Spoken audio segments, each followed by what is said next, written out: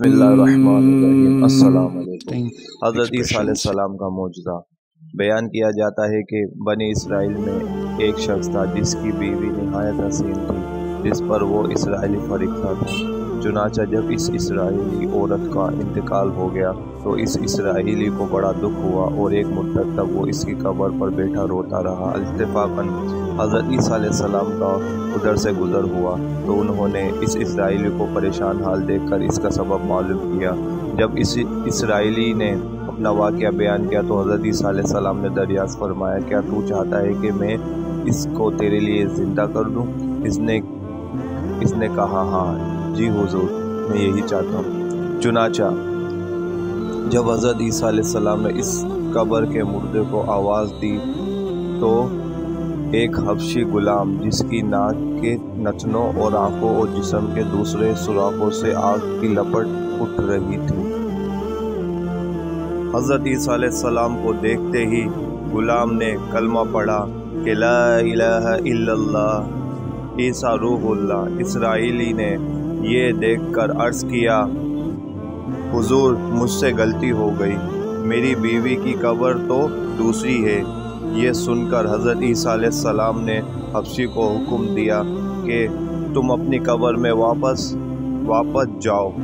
चुनांचा वो मुर्दा होकर गिर गया और इसको कब्र की मिट्टी से छुपा दिया गया। फिर हज़रत ईसा अलैहिस्सलाम ने इस दूसरी कब्र की जानिब मुतवज्जा होकर हुक्म दिया,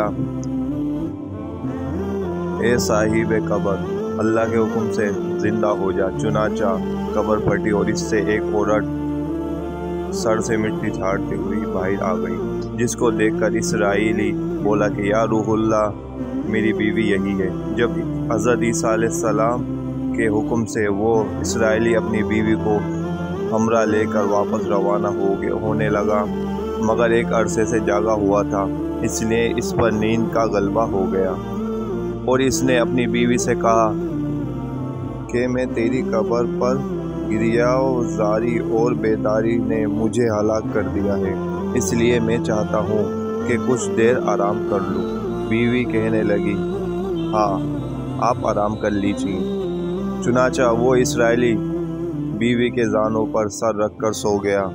इतने में एक घोड़े पर सवार एक शहजादे का उधर से गुजर हुआ, जो अपने ज़माने का यकता हसीन था, जिसको देखकर शहजादी अज खुद अफ्रीका हो गई और इसका दिल काबू में ना रहा।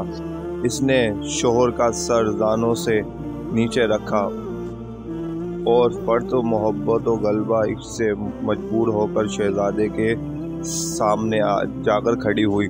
इधर जैसे ही शहजादे की नज़र इस औरत पर पड़ी, वो भी इसको देखकर इस पर फरिश्ता हो गया और औरत की ख्वाहिश पर इसको अपने घोड़े पर बिठाकर ले गया। चुनांचा इसके शोहर ने बेदार होकर जब अपनी बीवी को ना पाया तो निहायत परेशान हुआ और इसके मिलने की तरतीब सोचने लगा। सोचते ही सोचते आखिर इसके निशानो कदम पर चलकर अपनी बीवी को तलाश कर लिया, जो शहजादे के पास पहुंच चुकी थी। इसको देखकर इसराइली शहजादे से अर्ज़ किया कि ये मेरी बीवी है, आप इसको छोड़ दीजिए।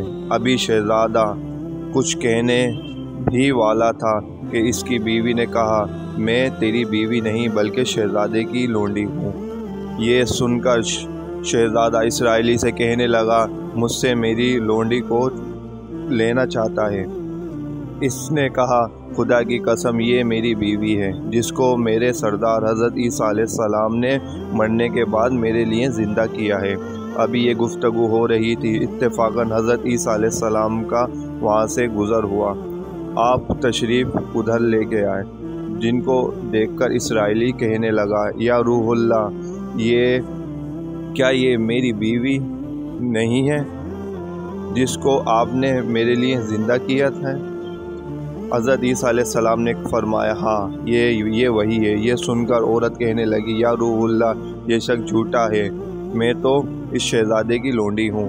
حضرت عیسیٰ علیہ السلام نے فرمایا تو وہ عورت نہیں جس کو میں نے اللہ کے حکم سے زندہ کیا ہے؟ عورت نے کہا یا روح اللہ میں وہ نہیں ہوں۔